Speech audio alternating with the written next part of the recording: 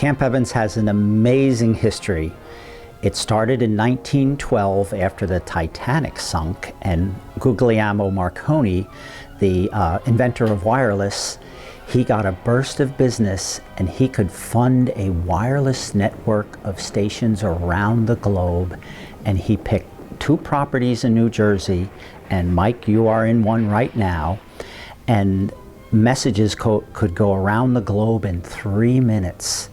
And then the site was taken over by the Navy in World War I, and it's credited for shortening World War I. And then it was sold as obsolete by the RCA Corporation. And then in 1941, the property was purchased by the US Army to do secret radar development. And the site is credited, or radar at least, is credited for helping win World War II on the technical side.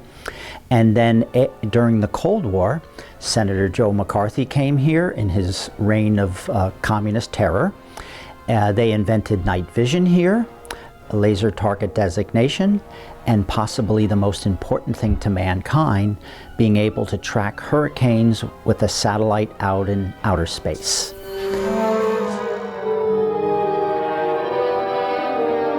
We only have a New York Times article and a local Asbury Park Press article of when he first visited here, because he was a rock star in science at that time, and everywhere he went there was reporters. So he was first here in 1913. And a fun thing is his daughter happened to come and visit this station, and we had a dinner in her honor, 101 years to the day that Marconi first visited here.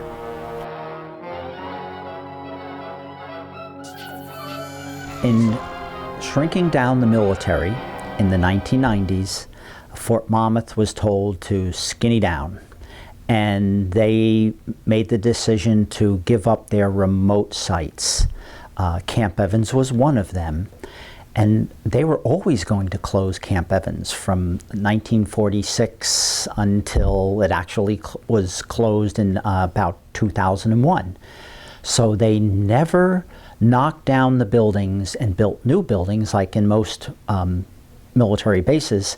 So they just patched them. And this place became a time capsule of a World War II radar laboratory built on top of a 1912 Marconi transoceanic wireless station. Now, InfoAge came along, and when it was announced the site was going to be demolished, we went to a public hearing, offered to save a portion of the site as a historic site, and the Township of Wall gave us the go-ahead, and we went to it, and we took advantage of a program called the Historic Surplus Properties Program run by the National Park Service. To qualify, the site had to be on the National Register, which it was not. In fact, it had no historic credentials, and so we did all the paperwork to appear in Trenton, in front of a committee to have it made a state historic site, then appear in Washington to have it a National Register historic site, and then appear again in Washington, D.C. to have it named a National Historic Landmark.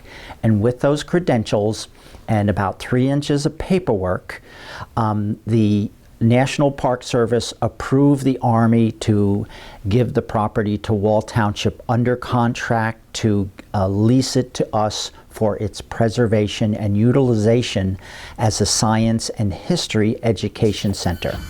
The wonderful thing is it's a heck of a challenge to do it quickly and succinctly because there is so much here to see. Besides the 37 acres and the 16 buildings, we have a giant 60-foot across 5 stories high satellite dish just down the street, and that's where they discovered with a satellite you can track hurricanes and warn people, and that saved millions of lives around the globe. And next to it we have a museum in the building where the first photographs were actually developed and flown from there by jet to be presented to President Eisenhower the same day.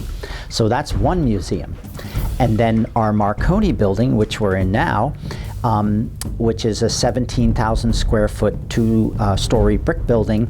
We have a hall full of photographs of the site from 1914 all the way to the 1970s, with stops along the history. We have a World War I history room. We have a Americans of African Heritage room, because people of color were hired here as early as 1938 and 39, and they were hired in technical professional positions, which was unusual at that time. And even equally amazing is World War II's largest icon is Rosie the Riveter, and we had thousands upon thousands of ladies working here, and they were physicists, and they were mathematicians, and they were electronics experts. So we have a whole story of techno Rosies, which is really fun. And then we have a World War II electronics room. We have a whole 2,000-foot display on old-time radio and television. We are open Wednesdays, Saturdays, and Sundays 1 to 5 for general visitors. If your group schedules a time, we can open other times. And our cost per person for general visitors is $5. And if you'd like an escorted tour, it's a little more. And of course, if you want lunch, it depends on what you'd like for lunch, because we have it catered locally. Mm-hmm. And people really have a good time here. It's really a multi-level adventure. Come and see, enjoy a program, or rise to the occasion and be a volunteer and inspire the future.